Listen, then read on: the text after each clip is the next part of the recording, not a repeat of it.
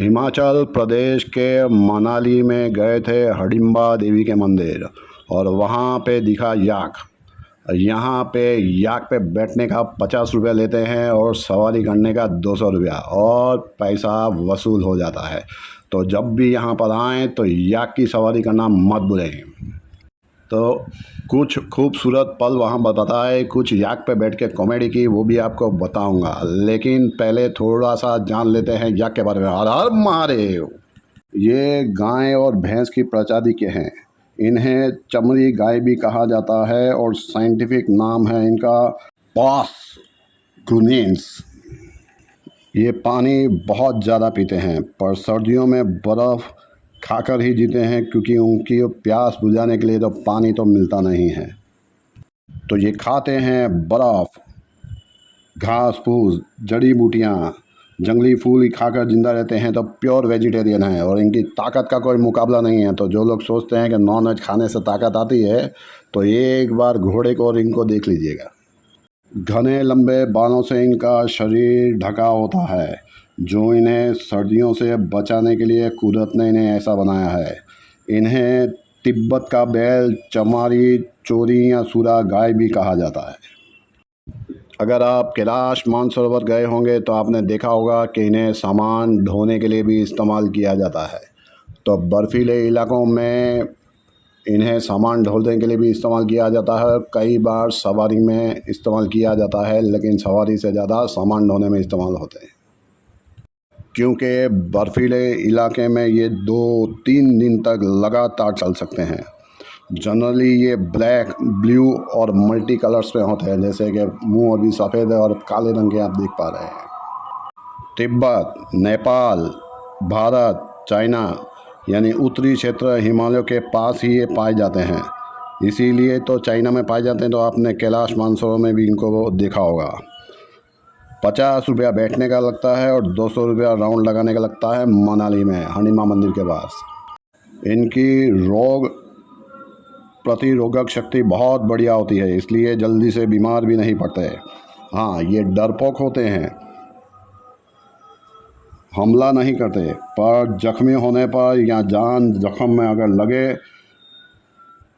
तो फिर खेल खल्लास।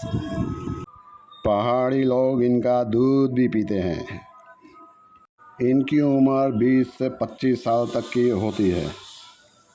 पालतू याक से जंगली याक थोड़े बड़े होते हैं और महिलाएं थोड़ी छोटी होती हैं। इंसान ही की तरह इन्हें भी जन्म लेने में 257 से 270 दिन यानी लगभग 9 महीने का समय लग जाता है और बछड़ा 10 ही दिनों में इतना बड़ा हो जाता है कि चलना शुरू कर देता है। कुछ लोग पशुओं की बलि देते हैं, जैसे भैंस की, लेकिन याद रखना बेटा, भैंस वाहन है शनिदेव का, यमराज का और महादेव का, और वो बाद में क्या हाल करेंगे बलि देने से पहले ज़रूर सोच लेना। तो चलिए अब बात बढ़ते हैं कुछ कॉमेडी पलों की तरफ। कैसे?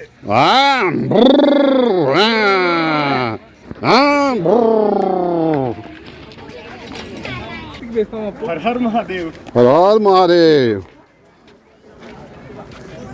और ये देखिए हमारे घटोत्कच के वाहन हैं, वीर घटोत्कच, जो महादेव के नंदी। अगर आपने महाभारत अच्छे से देखा होगा तो महावीर दानवीर कर्ण के पास एक अमोट अस्त्र था, जिसके द्वारा अर्जुन का वध निश्चित था। उसके कारण वीर घटोत्कच को रणभूमि में आना पड़ा और उसके द्वारा घटोत्कच शहीद हुए और अर्जुन के प्राणों की रक्षा हुई। इस तरह से पांडवों की जीत हुई, यानी सत्य की जीत हुई। असत्य पर सत्य के विजय के रूप में जाना जाता है घटोत्कच का बलिदान। चारों तरफ घुमाकर दिखाएंगे। अब आपको ये बताना है कि ये शनिदेव के वाहन है, यमदेव के वाहन है कि महादेव के नंदी हैं।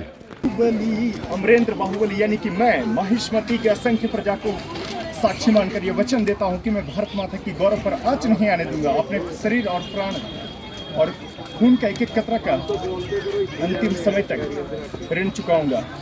और भल्लाल देव का युद्ध आपने देखा होगा, इस तरह से युद्ध करते हुए बाहुबली 2 में बहुत अच्छा सीन है। भल्लाल देव उसे बाहुबली ने एक बहुत अच्छा संदेश दिया था कि जानवरों की बलि क्यों, मेरे रक्त का, शरीर का उमड़ता हुआ खून क्यों नहीं। तो इसी तरह से जहाँ भी जानवरों की बलि देने का प्रथा शुरू हुआ है, वहाँ पर अपने शरीर का भी कुछ गुण अर्पित करके आप माता को प्रसन्न कर सकते हैं। उसके लिए जानवरों के बलिदान देने की जरूरत नहीं। जय हिंद। जब भी मनाली आएँ, हडिम्बा देवी मंदिर के आगे घटोत्कच जी का मंदिर है, वहीं पे ही आपको याक मिलेंगे। कैलाश मानसरोवर में भी इन्हीं की यात्रा करवाई जाती है और सलमान खान की शूटिंग में भी इसी का इस्तेमाल किया गया था और बल्लाल देव जी का भी उन्होंने भी इन्हीं का इस्तेमाल किया था। शान से बोलो, चल मेरी यमराज की जय हो।